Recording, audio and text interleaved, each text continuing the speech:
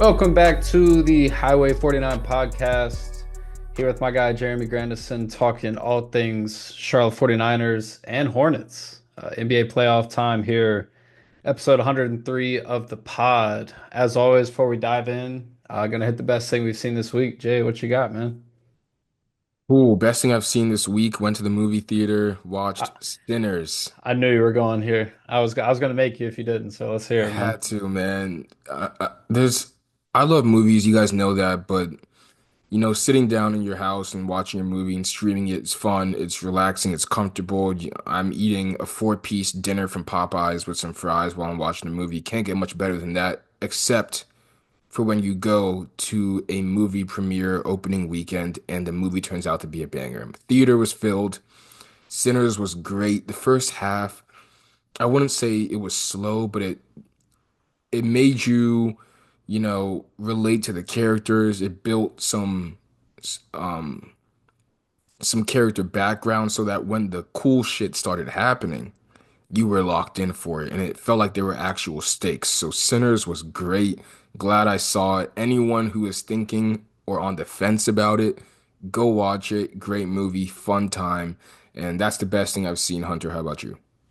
Yeah, man, I need to see it. I've seen some of the hype on social media. I've since muted the word because I don't want any And any quickly, guys, if you go to the yeah. theater, stay for the post-credit scenes. Okay. Yeah, Don't you leave mentioned early. that. Yes, okay. Sorry. Heard. For me, volleyball started back.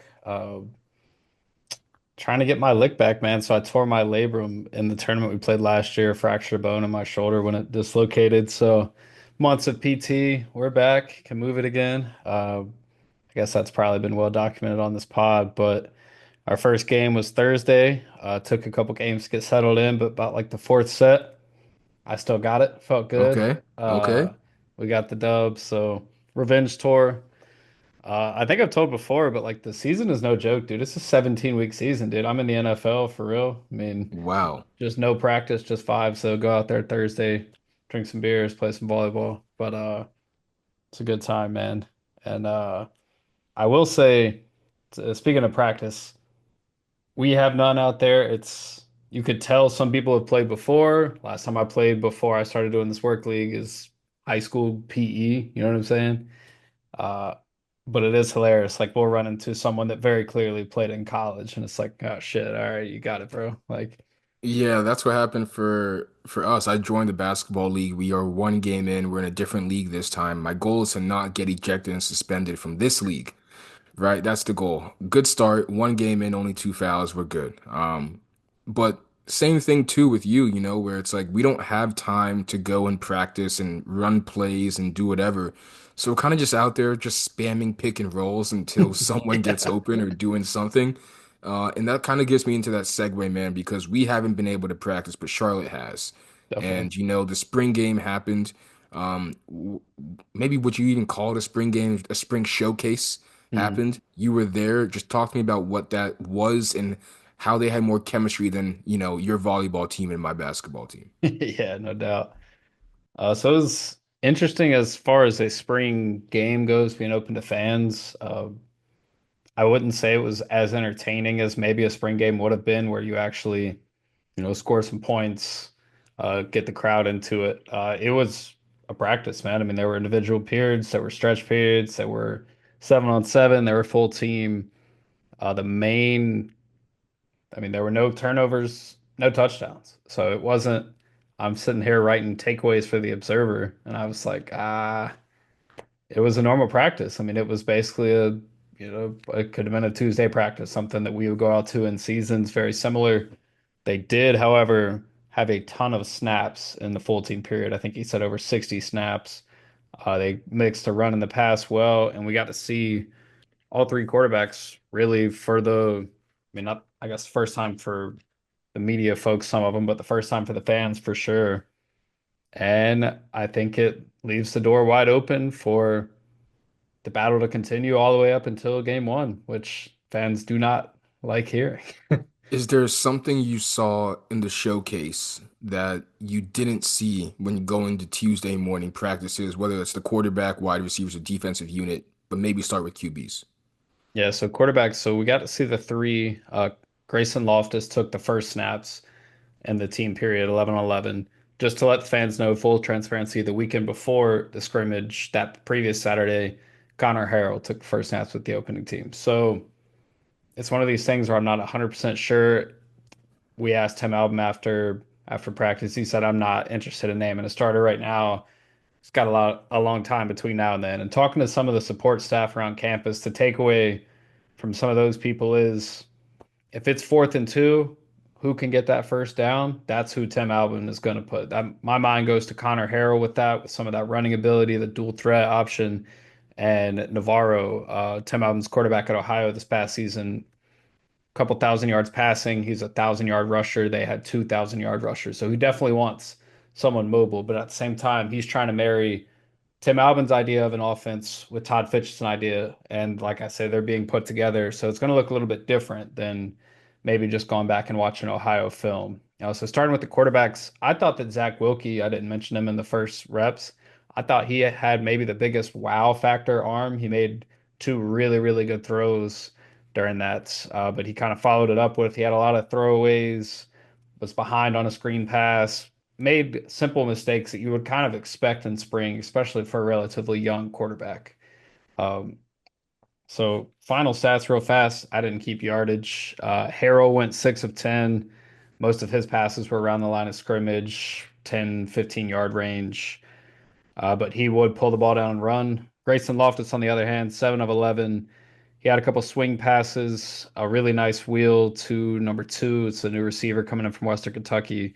A nice little bootleg. He looked more comfortable in the pocket. I think he probably has the best arm of the three, but we'll see how that factors out.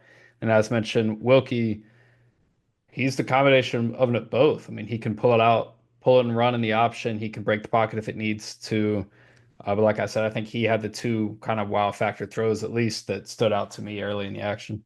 It seems like when it comes down to it, a lot of coaches are going to go with the guy who's the safer option. In the NFL, we see, where Drake May might have the bigger arm than a Jacoby Brissett, but Jacoby started out the year because they said Jacoby's got the experience. Jacoby has done this before, and we know that he'll throw the ball away, then maybe throw a 50-50 ball and get an interception.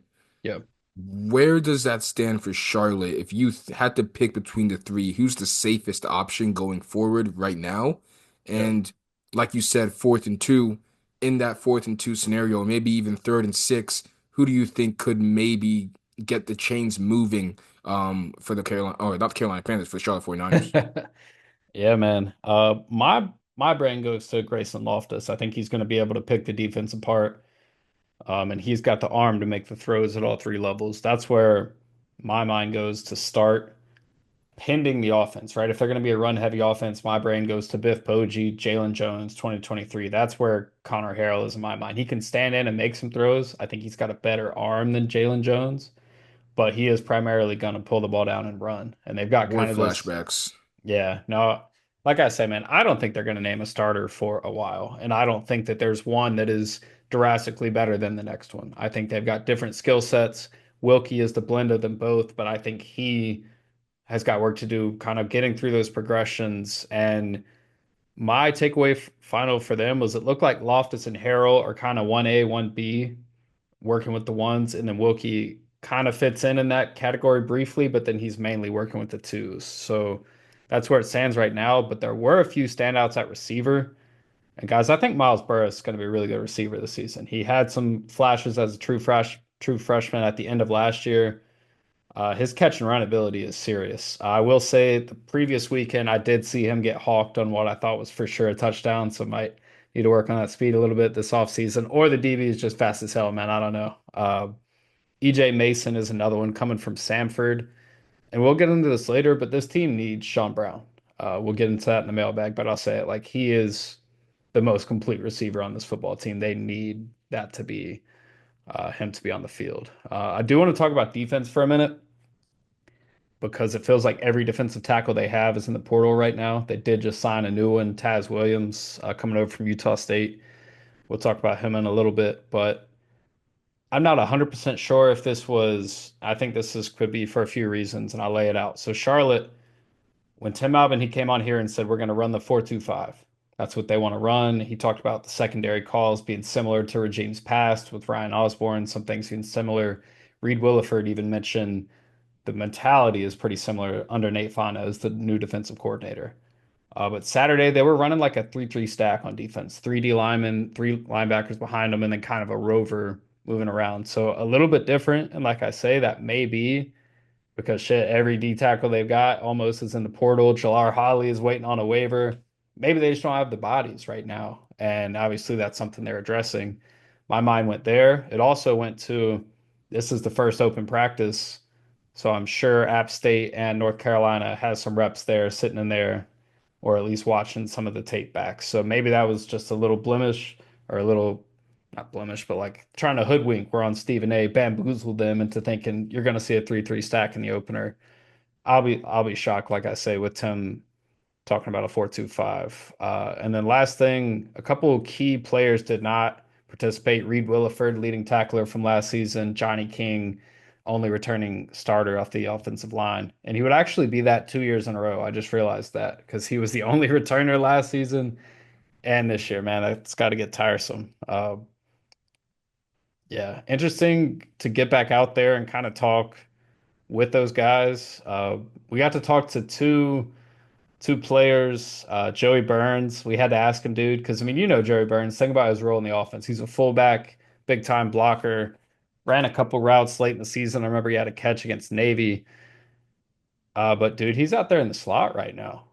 Wearing number 0, that's a big dude to be wearing a single digit number. And I had to ask him after practice why the switch, and he said it's swag purposes, man. He needed that for his final season, so that'll be pretty interesting. Gotta ask you, man, why the switch to 0 this year? Um, Kind of just a swag thing, you know. I just like the number 0. Came back from my senior year, just wanted to wear 0, I guess. Yeah. With that, I'm going to plug a little bit of audio. So we got to hear from Tim Albin on some of the takeaways. And one kind of new thing going on right now is rosters all have to be cut down from 120 total players. There's 85 scholarships, but 120 total down to 105. And he talked about kind of regretting, not regretting, but dreading that day because that's coming here pretty soon. They've got to make cuts. Basically, you got to tell people it's been real and it's been fun, but it's time for you to hit that portal. So go ahead and plug some of that now. At first, I want to say thank. I mean, the band's here. Both cheer teams are here, right? Great crowd. So I'll start with that, and then we ended it with our first brick presentation. Guys that earned their brick, which is actually our Unity Council members. And Johnny King is a part of that. Was not here today. He's in a wedding, but so it's a great day. I will say our most difficult day. If I did the math correctly, I think that was the most reps that we had on a Saturday, and it's the hottest day. And just to kind of recap it, I thought we had a little halftime period, and we got some sloppy on some things in the second half. You know, and that's due to conditioning. We're not in game shape right now. No team is because of spring practice. But it's a good benchmark for where we were at as a football team. And again, I think 60 plus plays, everybody played. We're looking for versatility. We had a lot of guys, particularly on the O-line and D-line, playing different positions. And it's great to be in an arena. You know, they were straining with people in the stands. Yeah. They were trying to make plays with people in the stands. And when you have a football team that doesn't have doesn't return a lot of experience as far as playing time here in Charlotte, I think it's a good thing. I know there are programs that aren't doing spring games for this or that. We thought as a staff it's very important for this day to get in this arena, on this stage, and let them strain a little bit and get the heart rate up with people watching. And we got that done. We got through it without any bumps and bruises. So all in all, good day. I think I said, I didn't mean to cut you off there, but we went equal reps with the quarterback's position basically all spring, and I think so today. Now, Zach had a little bit of a high ankle, missed a little bit, a few days there in the middle. But it's going to be a 36-hour thing here. I mean, every college program in the country's got to get down to 105. And so I'm dreading the next 36 hours. I really am. We're going to have to, as a staff, make some tough decisions. That, that's what the rules are.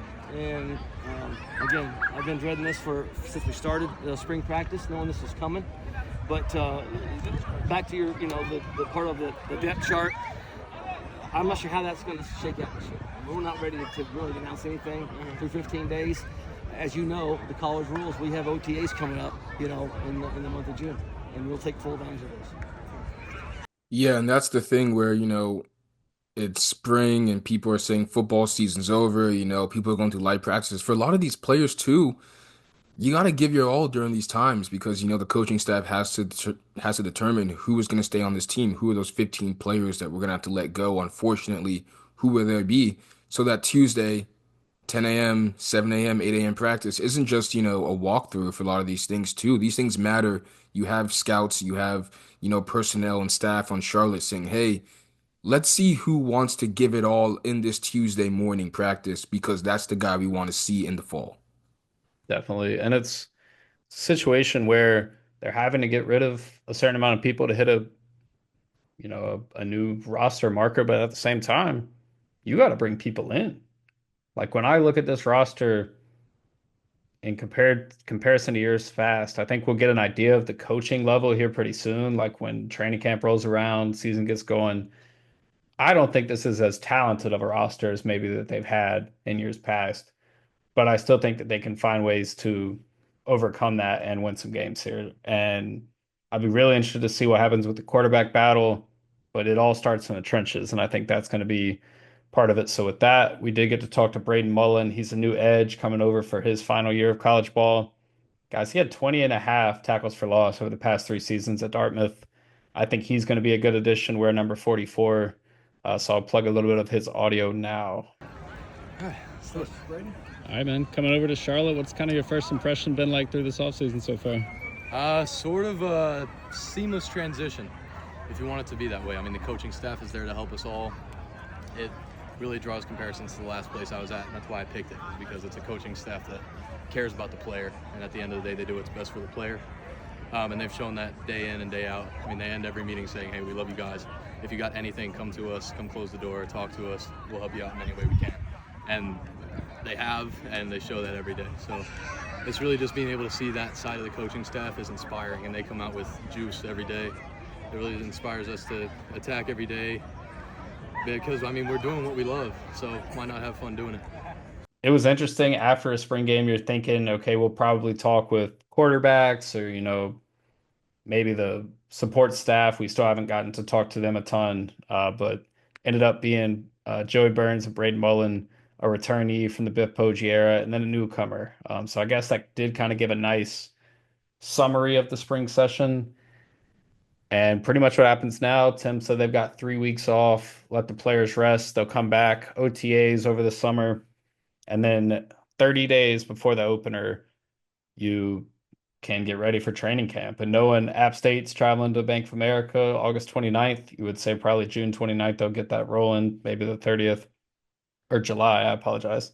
But you've got some time now. It's transfer portal window closes here in a couple days. We'll have a better idea of what this team is because they've got some key exits. We talked about defensive tackle, safety Ali. There are some things that they're going to have to fill here pretty soon.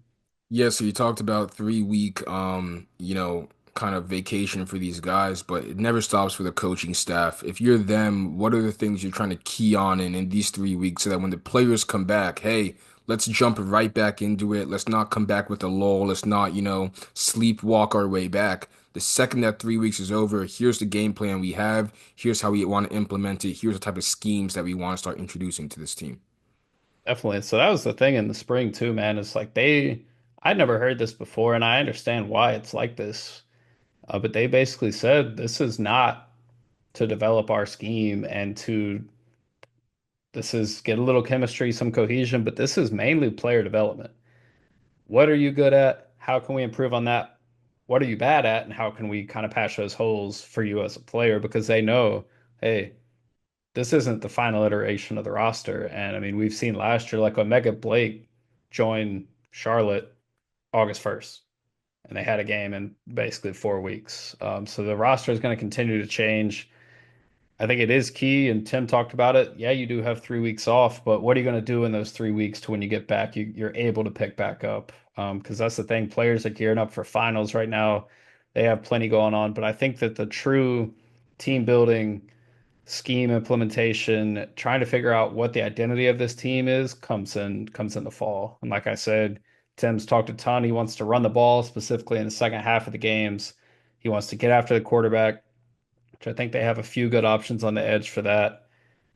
And they want to control the time of possession. I could see these games under him being 21-17. They commit one penalty. It's not flashy football, and I really don't expect that to be. This isn't going to be some air raid offense this season. I'll tell you guys that. Yeah, but with this schedule, I don't think you have the Yeah, dude, what's the it's word? You got a pretty woo. short leash, where I think playing it safe is the better option. Yeah, One turnover, and next thing you know, they go down and score, you kick it, three and out, they go down and score again, you're down 14-0 before you can say Yahtzee. yeah, Right? So for this team, it's gonna be ball control is also another form of defense yeah, against the teams you're gonna face because, man, we say it all the time. People ask you, you were on 7:30. I was in the studio that day, and they're asking you like, so what's the expectations for this year? And I'm like, dude, they play Georgia. Like, yeah. what are we talking about here? So, when you play teams like that have such a high offensive firepower, you've got to be able to subdue them by using the clock as your friend as well. Well, that's the thing too. Is I mean, we've talked. I mean, I remember we talked about on the emergency pod after Biff got fired. You and me. It's like whoever takes that job, this job, that first season is tough schedule wise. I mean, we talk about some of the big names, obviously App, Bill Belichick, UNC with Georgia on the schedule, but they also go to the reigning AAC champion and the runner-ups in Army and Tulane. So there's two super tough road games that I mean are smack in the middle of the schedule. Yeah, and we're gonna touch on this a little further down into this pod, but that brings up a great topic of the NIL portion. Yeah. The schedule is super tough, and I don't want that to discourage fans from where the program is because you just happen to face absolute powerhouses in college football. Yeah. And when I look at the schedule, they've had some tough ones. I mean, they went to Death Valley, played Clemson when they had T Law. They were the number one team in the nation. That was 2019. They still made a bowl game that year. So there is, I mean, just because there are big names doesn't take away from what someone can do, especially first year as head coach. Tim Albin, Will Healy did it his first year. And some similarities on that too. I mean, they were 5-7 when Lambert got fired. Healy came in, they jumped to 7-6 that next year. So we'll see what happens. I will say with Tim, he did go I think it was 3-9 his first season at Ohio, then reeled off three 10-win seasons, a couple coach of the years in there too. So who knows, man? I know we're gonna speak on the Hornets in the NBA quickly or shortly, but this does kind of remind me of what Giannis is going through right now against the Pacers, where it's like not many people expect a Damian Lillard-less Bucks team to be Yeah, able to beat the Pacers. But for Giannis, we're just saying, how are you playing? Can you force this to go to 6 games, right? Same thing with Tim Albin. I'm not expecting you to beat Georgia. I'm not expecting you to beat these other crazy good schools, but can you show us stuff in those games that we say, yeah, okay, this has the seeds of being something great down the road? definitely. And like spring in my mind was a glimpse of okay, they're definitely running practices more efficiently. You can tell there's a lot more attention to detail on that front. I mean, a Biff Poggi practice, we saw a ton of them, and we had Ryan Osborne out here like spitting Spider-Man movie references at you in the middle of practice, different random stuff going on. I think this is a little bit more detail oriented. It seems like the players are responding to that front. I just want to see your kind of back to your question to go how it translates to the fall and who are going to be some big names, some up and comers. We're going to hit that in the mailbag, but this is good time. Hit some NBA, man. You and I got to cover our second season in the league. Another fun year, man. I mean, it's tough sometimes when we joke about it. Hornets basketball isn't where they want it to be. It's like watching a different league when we go home and watch, a couple of the Thunder, the Celtics play. It's like, wow, this is what it could be like. But a really good time there at the Hive this year. I want to open it up to you, kind of like a season recap, get some of your thoughts and takeaways, and we'll start with A, the season as a whole, and then B, kind of your thoughts on those individuals that make up the core four. Yeah, I'll make one more, Charlotte 49ers connection here where, the 49ers and the Hornets aren't teams that are trust fund babies. I'll put it No. that way, right? Like the Yeah. Lakers and the Celtics are trust fund babies. The Lakers, you may have a 3-year window of not making the playoffs, but then Luka gets traded to your team, or LeBron James says, "I'm taking my talents to Los Angeles," or Kobe Bryant or Anthony Davis trade, right? They always get something that helps them, and they end up winning a championship when you thought there was no way, there were no outs for them getting out of NBA purgatory. The 49ers and Hornets are the different, right? Where you have to work to see the success that you want. You have to cultivate it over time. This thing has to be sustainable success. It can't just be a flash in the pan thing. And because of that, I do think that eventually when these two teams start seeing success, it will pay off more. It'll feel sweeter than, a Lakers championship or a Celtics ring because you were there during the stretches, of the down years. For the Hornets, to answer your question, it was tough sometimes, man. You're Yeah, watching the dude. lineups they're throwing out there. Damian Ball, Daquan Jeffries is playing center, and you're Yeah. saying, why am I in this arena? But then you just realize and you ground yourself again and you say, you know what? This is professional basketball. This is the best basketball players in the world. And you kind of just be like, first world problem, we're back to it. To answer your kind of question about the core four and the Hornets as a whole, it's tough for me because I love Miles. I think Miles, he's the Iron Man, the Superman for this team. You can pencil him in. How many times did we go to those games and you look up and Miles has 25 and 10? And Yep. you're like, wow, this guy must be exhausted. No LaMelo, no Brandon Miller, no Mark Williams, or sometimes a disengaged Mark Williams. And he's out there doing it all. With that being said, I think he's the most expendable piece. Yeah. I think he's the best asset you have. And if you do get a player like Cooper Flagg an elite wing going forward, I'm troubling. It's hard to imagine Miles doing something, playing on a team that can, win deep in the playoffs when he's supposed to be the floor spacer after shooting 31% from three this year. So it's a little tough for me. Yeah. When I look at that group, the health of B Mill obviously is the most important thing. We've seen him out pre-game working on left-handed passes, facilitating to whoever is out there warming up. He did. I know you got to talk to him at a media availability media day for the team exit interviews rather. Uh, when I look at that group, I'm the most curious about Mark Williams. Obviously, everything that happened with him this season, they try and trade him to LA, get Dalton Connect a couple picks back. It doesn't work out. The trade's rescinded. And I mean, he even tried to make some light of it this year on social media, doing a Q&A with the Simpsons meme. That was cracking me up. In my mind, I think of those four, he's probably the most, you mentioned the word expendable, like tradable. I still think, I just don't know about his future as a Charlotte Hornet after that. That feels like, regardless how you play it, that kind of fractures that relationship. I mean, we were willing and ready to send you to LA. Basically, we went through with it. They did. Yeah, they evaluated it and it didn't work out and he came back. And Charles Lee did a decent job, I guess, decent job kind of damage controlling that with the media. Mark talked to the media. He was, you know, very calm, kind of normal demeanor for that. But in my mind, I think he's probably the next piece to fall. And then you kind of look back at if they had these intentions of trading him, maybe you do the draft last year differently last year. I mean, we're talking about options on the board and it's questionable in my mind. Yeah, hindsight's always 2020, but I agree with you 1,000% there, where I think, of course, Mark is the more expendable piece, but from an asset standpoint, you can get more from Miles than you can Oh, from I Mark agree. at this point. I agree. You know, I mean, yeah, the that definitely diminished his trade value. I mean, there's no way around it. yeah, and also if you're these Hornets players, if you're Brandon Miller and you're looking across and you're seeing Amen Thompson, the guy that went after you in the NBA draft, and he's making deep runs in the playoffs, right? Or not deep runs, he's in the playoffs in his second year in the NBA, and you're LaMelo Ball and you see Anthony Edwards, a guy that's in your draft, and he's winning game one in Los Angeles. You got to kind of have some self-reflection and say, hey, man, when is it my turn?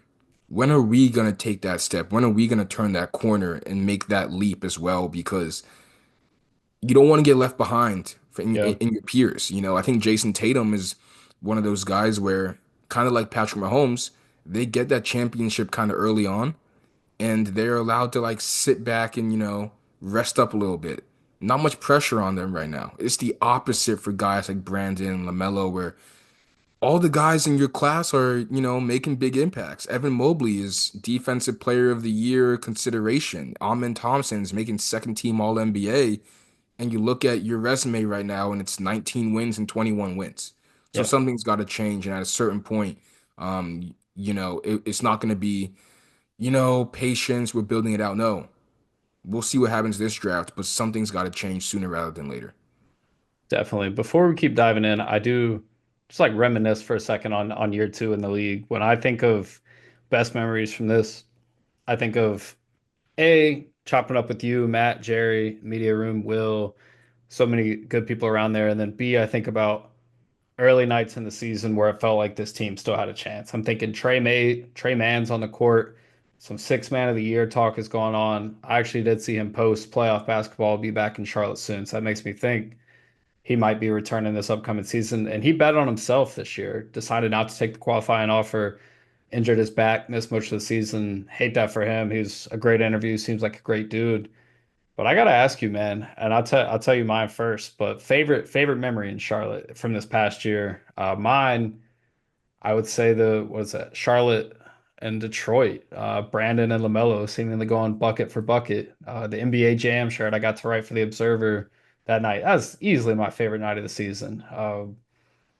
Just a great environment at the Hive. Feels like every big shot Brandon Miller was knocking down the stretch. And you see Detroit in the playoffs right now. Obviously lost game one in New York, playing game two tonight. We're recording this on Monday, but that's the spot that we kind of think the Hornets can eventually get to. That low seed, maybe 6-7, 6-8. You want them to get out of the play in, but to do that, they're going to have to get that work in. Jay, what's your favorite moment from this past season at the Hive, man? I've got three. I'll do two quickly and All then go to the right. third one.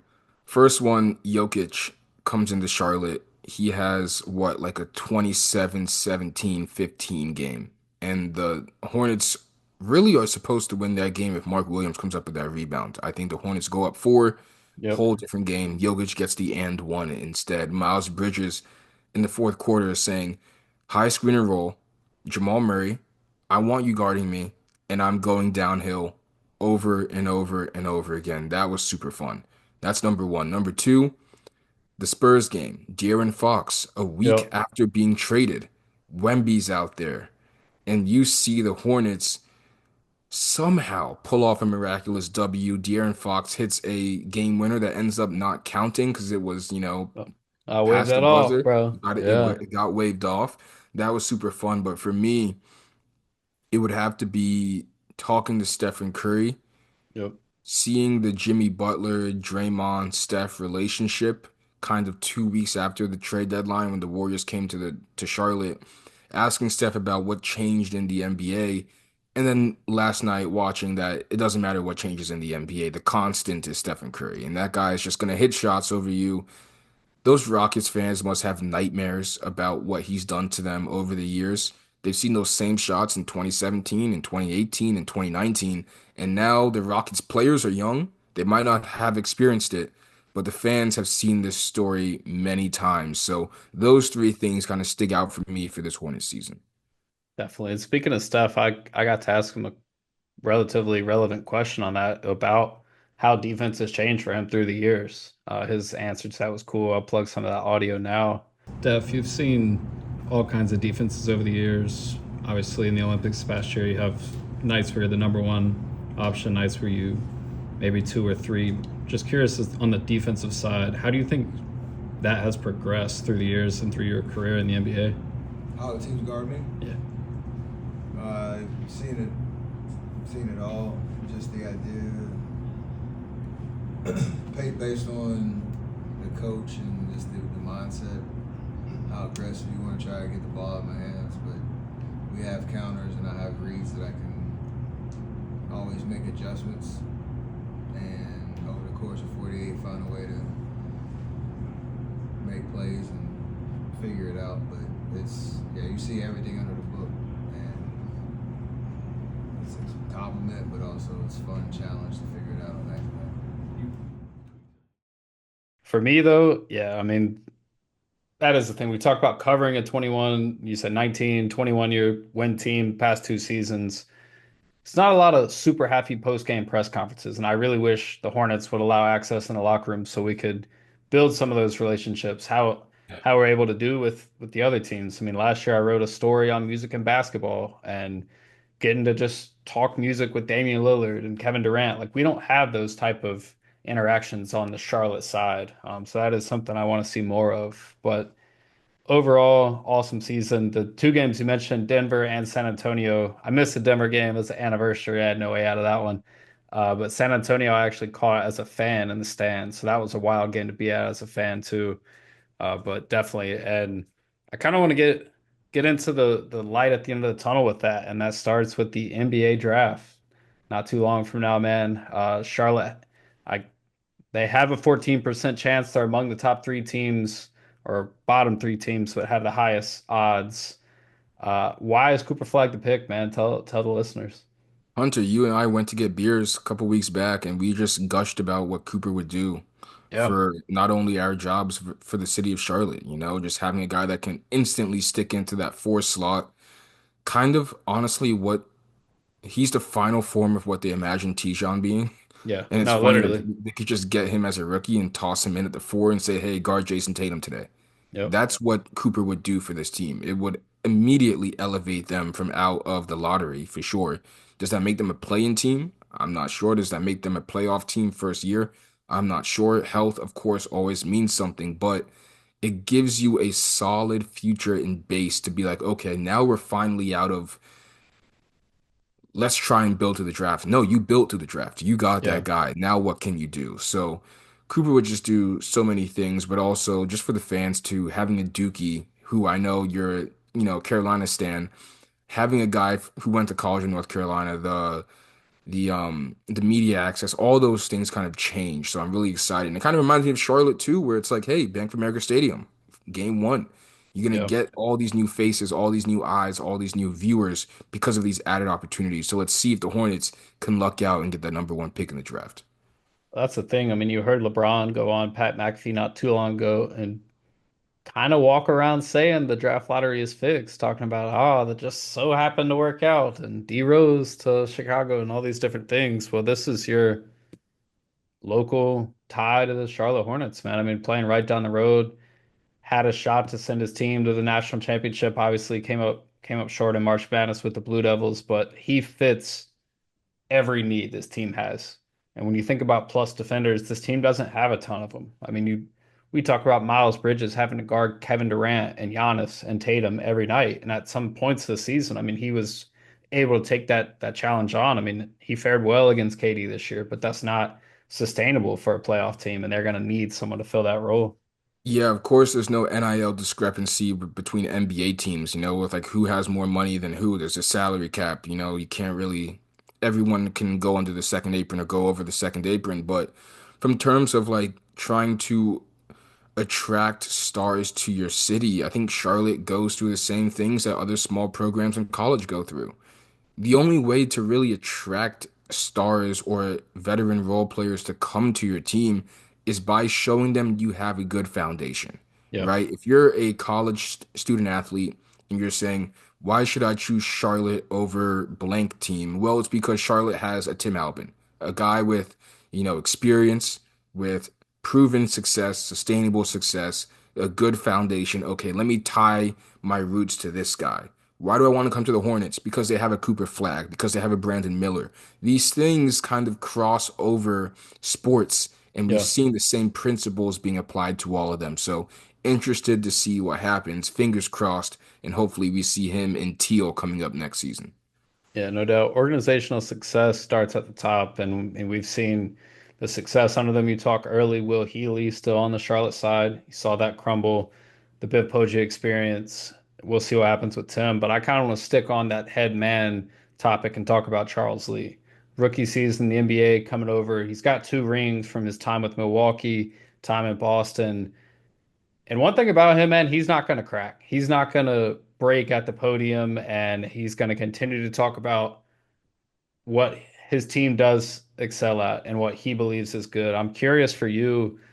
grading Charles Lee, man, on a tough season. I mean, there's no way around it record wise. I mean, I mentioned this the other day. They had exit meetings on a Monday, and we found out at Sunday afternoon, man. Like they knew it was coming for months. This team hadn't been where they wanted it to. The injuries piled up.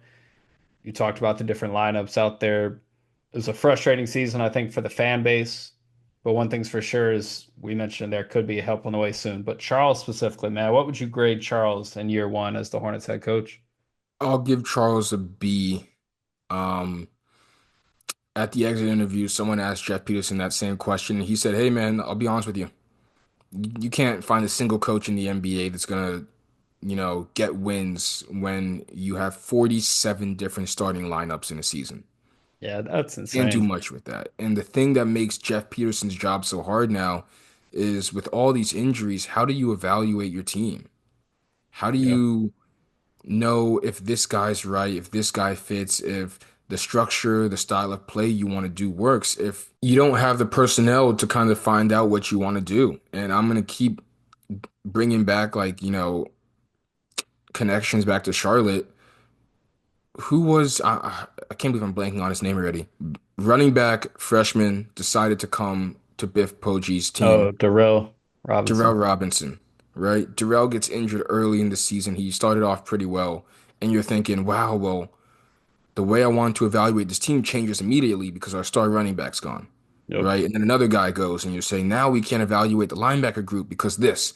And there's a domino effect that occurs because you don't have the personnel to run how you want to play.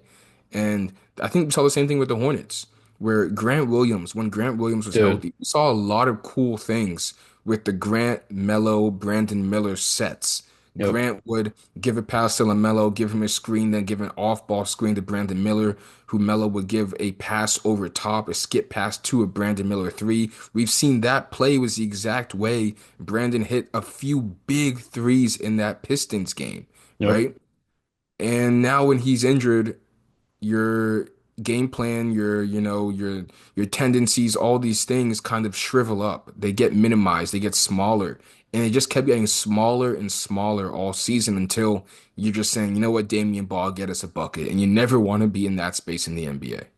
Well, that's the side too, because as far as it contributes to winning, it's a little, I wouldn't say they correlate, but you do get to see some of the different guys. And I mean, my brain goes right to Moussa Diabate this season.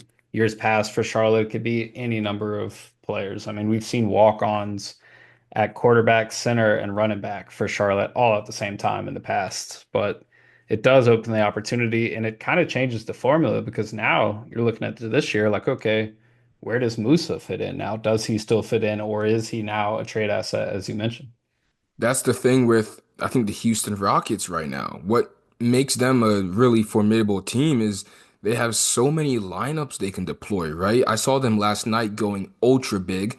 They had Steven Adams, Şengün, Jabari Smith, Tari Eason, Amen Thompson as a five. Giant. Giant. Or they could say, Steven Adams, you're coming out. Şengün, you're playing the five. Jabari, you're playing the four. Everyone slides down. Let's throw Fred at the point guard.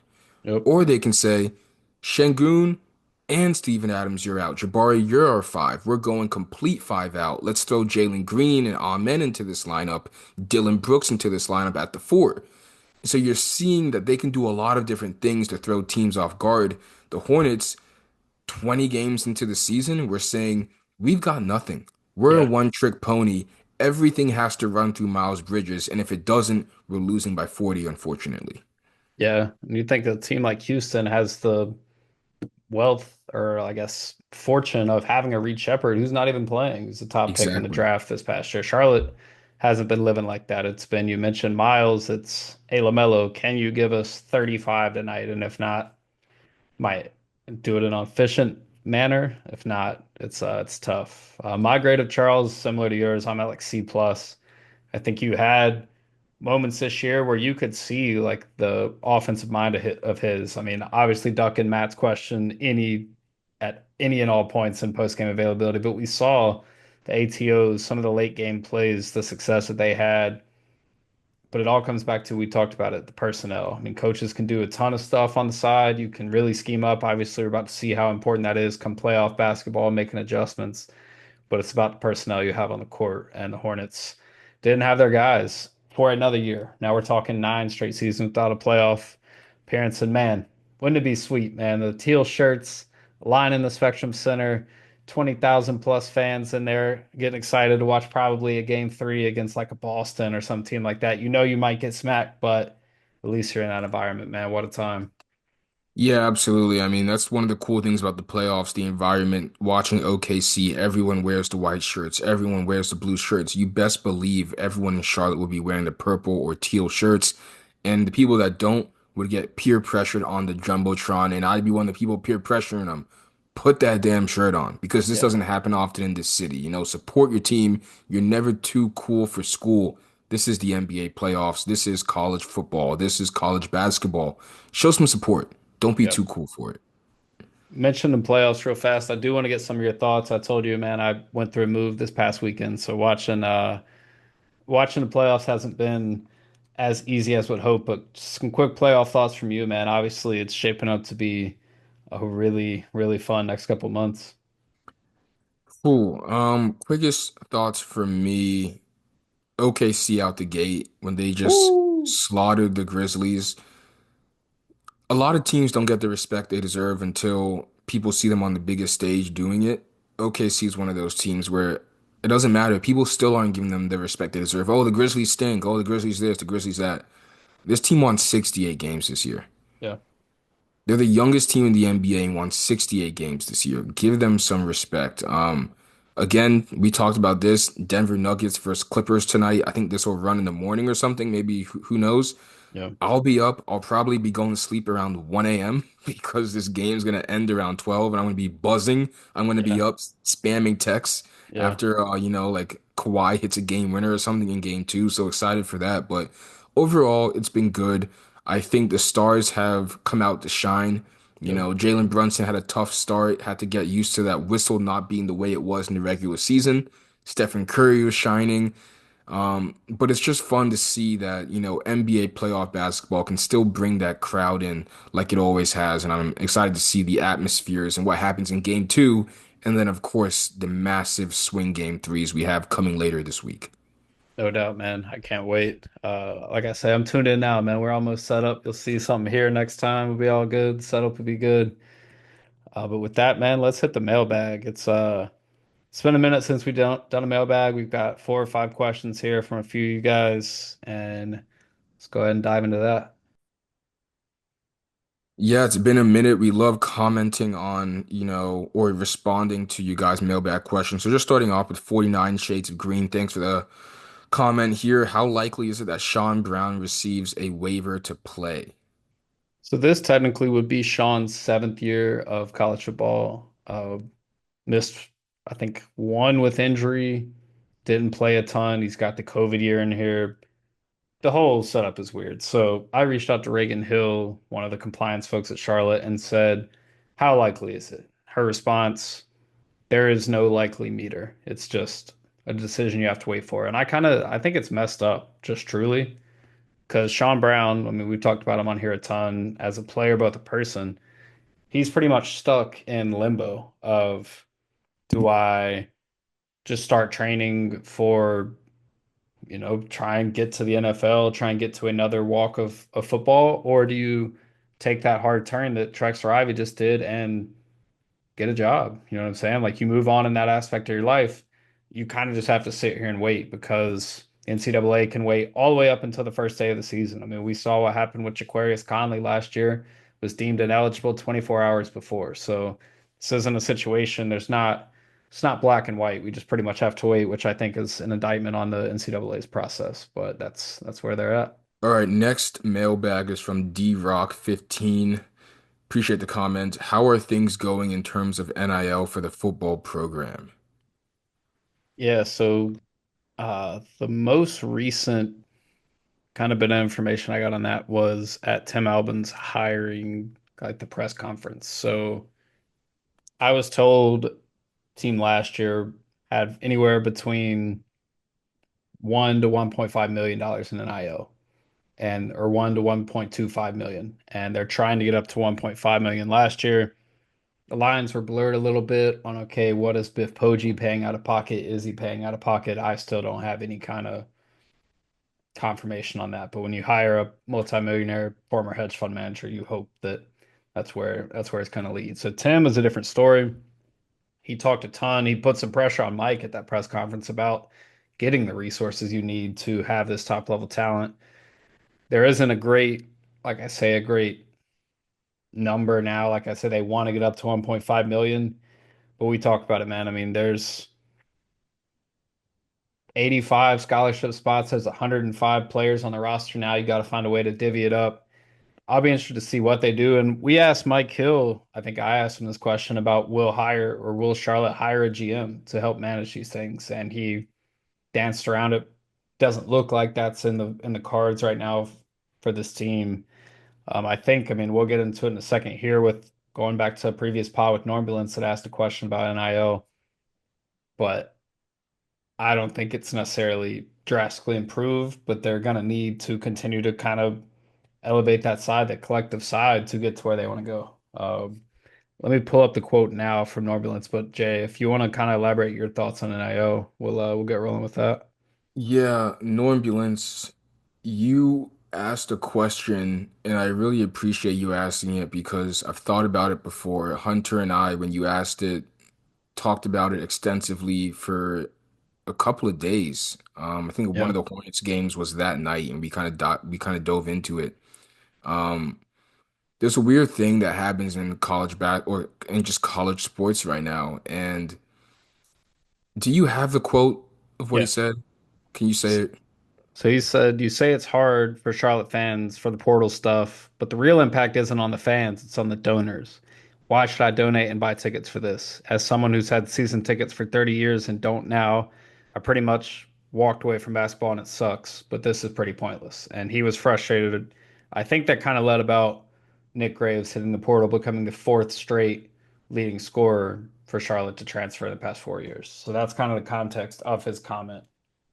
So, of course, having a Dave Portnoy from Michigan is huge, and having a big donor for these big programs is going to put them over the top. Yeah. But what really makes them have the success over smaller programs is that their smaller donors feel like their money, their contributions are directly impacting winning. If Yep. you're Tennessee, right, and you get Nico, and I know Nico's not there anymore, but for the season they just had, Tennessee had a great season. The donors who donated to Tennessee are like, I gave $500, I gave $1,000, I gave $2,000, and I directly saw that money translate to wins. Yep. If you're an Ohio State alum or fan and you donate $1,000 to Ohio State, even though that $1,000 is a speck of sand on a beach of what Ohio State's NIL is, they can see a national championship and tell themselves and convince themselves, my $1,000 directly contributed to wins.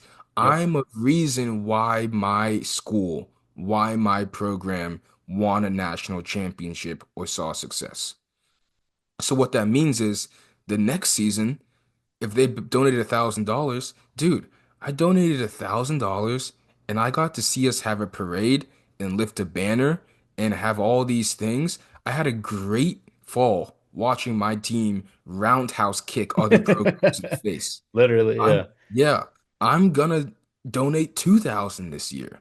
I Yeah. want to see it again because I know that the 1,000 I donated last year directly again impacted and caused wins. On the flip side, if you're a Charlotte donor and you give that same 500 to $1,000 donation and you see that the football team missed a bowl game and fired their head coach, Yep. or you gave it to basketball, you give it to the NIL program there, and you see that Nick Graves still leaves, then you're telling yourself, I donated this same amount of money that the Tennessee or Ohio State fan did, but they're seeing results and I didn't. Yeah, So we saw therefore, 11 win season. Yeah. exactly. So going into next season, I'm not going to donate anymore. So what we're seeing is there's a bigger NIL discrepancy happening, not just because of bigger donors, but Yep. also because the small donors for bigger programs feel as if what they're doing is helping, and the donors for the smaller programs feel like this money isn't going anywhere. I'm making a donation that I'll never see come back. An example of that, and I quote tweeted the Carmelo Anthony Hawks jersey for the NBA heads to get that joke. Jeremiah Odin this past year receives an IL. Obviously, he dealt with an injury. You hope he gets healthy. Obviously, never wish injury on someone, but that's someone that the Charlotte faithful donated 500, $1,000 towards. Saw literally no return, not a single minute played in green and gold, and he's out the door in the portal. So I fully and I texted with Jay about this when Normulence made this comment. I don't think about it from the donor perspective, right? I am an alum of the school, but I've covered the school, so it has to be objectively for me. Like when I'm there, sure, I went as a student, but I'm not thinking about giving back in that side. So it made me kind of explore that thought. And I think you do it not necessarily for the specific players, because anybody, you can't be tied to any player in college basketball nowadays. Even you think about the success you talk about, I mean, Duke just went to the Final Four. All those players are headed to the NBA. It's the player turnover is higher than it's ever been across college sports in general. It's not even just basketball nor football. You do it for the program itself. And this goes back to the roots that programs create top down. This is the AD down to the head coach that bleeds into the players, right? But if you believe in Aaron Fern's message, if you trust in that, then I guess that's where you go. What is your kind of take on that, Jay? Because I don't know another way to justify it personally. Yeah, so here it is. This is the million-dollar question at this point, right? If a donor for Charlotte is asking, why should I, if they're talking to Mike Hill and they're saying, Mike, why should I still donate? Yep. Why should I give my 500, my $1,000? Because I'm not seeing results. The only fix that I can think of, and we talked about this earlier, which is why I said I want to touch on it again, is where you have the foundation Yeah. where you're saying it's not just about the money helps, but what we're building at Charlotte is something that's different than what it was for the Biff Poggi era. In the Tim Albin era, we have a guy who has won. We have a guy that's been there, that's done that, that doesn't want to do it the fast way, that doesn't want to do a flash in the pan team. We Yeah. have a guy that's willing to change the course of this program over years. So, that 500, 1,000 might not be for the 1 year of making a bowl game. Like Jeff Peterson says, we don't want to make the playoffs for 1 year. He's Yeah. saying, no, we're going to get the guys as the freshmen. We're going to build them up. We're going to have them become cornerstones of this program so that your money isn't just going and getting the high recruit. It's getting the guy that wants to be here, who's 19 years old, that now stays here because you treated him well from the beginning. Yeah. That's the only fix I can really think of at the moment. Yeah. And I mean, that's the interesting thing. And that's what you mentioned it. Everyone around the country, no matter the sport, is dealing with. I mean, that is college football now, and there's not a fix. I mean, we talk about this stuff with the Nico guy going to UCLA now, taking a cut in his NIL, but there's nothing, no rules that stop a quarterback from saying, "Yeah, it's Friday night. We play Bama tomorrow. I'm gonna need y'all to run me that NIL bag, or I'm sitting out." There's nothing that stops that anywhere. And there's no, I mean, if we talk about the Wild West NIL, whatever that is, there are no rules. There's really not, and we've talked about it before. Thinking of it could get to a collective bargaining agreement, contracts. We've heard Aaron Fern pitch that, buyouts, so many different things. I don't know the specific answer for it. And as you mentioned, no one does. But Charlotte definitely is in kind of the thick of it right now, along with most mid-major or group of four, group of five programs. That's where it is today. Yeah, I'd love to have Mike back on one of these days so we can ask him the same exact question, right? Like, Mike, Yeah, we want you to talk to the fans directly and tell them why they should still keep donating. Because I think they should, yeah, right? You for can't sure. just cut it off and expect to ever have results. Yeah. However, I'd like to see the head of the snake, maybe not snake is the right word, the head of the horse and Mike being like, hey, this is why your money is going towards something that we are building over time. All right, next question. Eric Henry, who's that guy? Where would you rate the Who? enthusiasm level of Charlotte fans after these 3 points: spring football, post Brad Lambert, post Will Healy, and now. Okay, I'll speak to post Brad Lambert. I think we could both talk about post Healy. Post Lambert, so Mike Hill has handled firing coaches a couple different ways. Now, this is his fourth head coach. He's fired the three prior. With Brad Lambert, he told him, I guess, maybe three-fourths the way through the season, appreciate everything you've done getting this program off the ground. This is your last year. Coach it out. After that, you could tell that was a very talented Charlotte football team. 2018, they had some tough losses that year. They did have a hell of a game with Tennessee in the SEC that they lost that game 17-3. That was a one-score game almost the whole game. A punt return kind of blew that one open. The major error that season is Chris Reynolds was out with an ankle injury. So it was Evan Sheriff's, Hassan Klug going back and forth. After that, in the spring, post Lambert's firing, Will Healy's hired. There's so much excitement around him. He's this young up and coming coach. He's got Dabo Sweeney signing off on him, a bunch of different guys. He is kind of that next hot shot. That was what it was around Charlotte. He's great with the cameras, great with the media. Players seem to love him. You're in the spring, and he recruited Brett Keane from USF to come in and battle with Chris Reynolds because, as most coaches do, you bring in your guy. You don't want the older guy.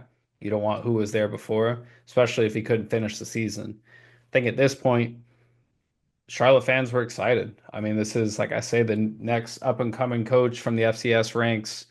The team just went 5-7, could have very well had that bowl game the year prior. They're returning a lot of talent. Guys didn't even know about Alex Highsmith yet. He really blew up that fourth year of 2019. But you knew Benny LeMay was coming back. You knew Ben DeLuca would be there, Tyreek Harris. You had Benny LeMay. I think I already said Benny LeMay, but you knew you had workhorses at skill positions. Big name guys in the offensive line, Cam Clark, Dimitri Emmanuel. Team had a ton of talent, man. I mean, these are a handful of NFL players on the same 2018, 2019 Charlotte roster. So I think people were thrilled. I mean, you were super excited. Like I say, you knew the schedule was going to be fun. You knew App State was on it. You knew Clemson was on it. There was in-state rivals, and it was okay. What can this team do? And I mean, they start the season 2-5, rattle off five in a row, end up in a bowl game. So that one panned out. So that one, I think excitements were high. The program is still so young, man. I mean, it had just started a handful of years ago at that point. Yeah, I think there was a point post Healy going into Biff when Chris's career, came to an end. He graduated. He was just a cornerstone of what Charlotte meant. And then I had some doubts before the Biff stuff started coming on, just because, you lose your quarterback who has been the rock, the constant Yeah. for this team. And I'm like, well, where does this team go from here, if you lose your guy? Um, so post Healy, it was in the beginning a little bit of like, whoa, how do they rebound here? But then you get Biff, and of course, the Biff mania, as I'll put it, right? This guy banging on. It's like that. There are people who you never would have thought would say Charlotte 49ers in their segments for sports media. Yeah, man. They're putting segments toward Biff Poggi and how he's going to resurrect this team and everything he's done. Sitting here now, I'd say the excitement level is high, but it's tempered, Yeah. where fans aren't making bold predictions. They're not, having irrational confidence. I think they're sitting back, they're laying back and saying, we finally, like you said on 7:30, we have the most qualified head coach that we could get in the past decade. Yeah. We have someone that has shown he is a powerhouse in the MAC conference. He Yep. wanted to take his talents to Charlotte, North Carolina, right? And this guy can Not as get the nice as job South done. Beach, but Not as close. nice as South Beach, but the Queen City got some amenities too. But you know, it seems like, okay, this isn't going to be a 1 year thing. We Yeah. know the schedule. We know he has to come and bring his own guy in and flip the culture. This isn't going to be a 1 year turn it on its head thing. We're going to lay back. I'm confident, but I'm tempered, I'm patient. And I think that's a little better than how it was going into the Biff era where it was we're coming for everybody's necks. Yeah, so post Healy for me goes back to Reynolds is done. You mentioned that. And you're just at a complete crossroads. I mean, we sat in the press box at the FIU game, homecoming. Charlotte's a double-digit favorite. They get blown out. You knew it was coming. I mean, I we talked about it that day. Obviously, the next day he's out the door and they're on the hunt for their program's third head coach. But post Healy, when Biff was hired in the spring, is I think the most excited I've ever seen a fan base. You're getting former five stars and Yabioki committing. You're getting a handful of four stars. Every day is a power four, power five drop down from Michigan, from Maryland, from the next big name school coming to Charlotte. Biff Poggi's rolling out a docu-series on here's what I'm about to do at Charlotte. I'm the master of fixing broken kids, broken individuals, players. I can't remember exactly how he phrased it. I think that's the all-time high as far as a Charlotte fan engagement and then excitement. Uh, I mean, he's walking down the stairs of the spring game, cigar in his mouth, doing his thing. I mean, he had that charismatic energy. You never knew what he was going to say. It's like local news stations couldn't miss an availability because he might drop a gem. You mentioned he's all over different college football platforms all across the country. People had eyes on Charlotte. I mean, it is different now, right?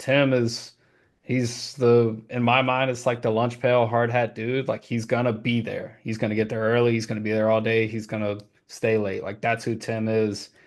He's not as flashy. He's not saying all the crazy stuff. He's not making all these different splashes. But I think the level of running an organization and coaching a football team, I don't think Tim Albin cares anything about his family and coaching this Charlotte football team, dude.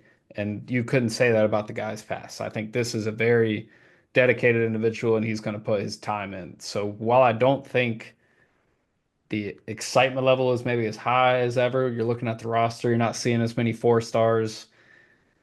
I think it's going to work out in the long term. And I think that's you kind of have to roll with the punches, right? I've talked about it before. 3 wins his first year at Ohio, rattles off 10 wins 3 years in a row. So we'll see how it happens, but interesting spot for sure. All right, let's roll through these last two fairly quickly. AAC Niner says, player or two that impressed you that no one is talking about. Biggest hole for staff to fill in the portal on offense and defense. And third question, realistic expectations for non-conference games. Player two, I'm going to go with two edge guys. We talked about Donovan Spellman on here. Braden Mullen is one I think is going to play a lot here on the edge. He's exactly mentality wise what Tim Albin's looking for. He's had good success other levels of college. Other one is DJ Burgess. So he came over with Zach Wilkie from Northwest Mississippi JUCO. He's another edge guy. Tim Albin talked about it. They got after the quarterback very well at Ohio, and he wants to do that here immediately. He didn't make a lot of claims about what he wanted to do. That was one of them. I fully expect those guys to have a good year on the edge. Part two, your question, biggest hole for the staff to fill, portal, offense and defense, still in the trenches, man.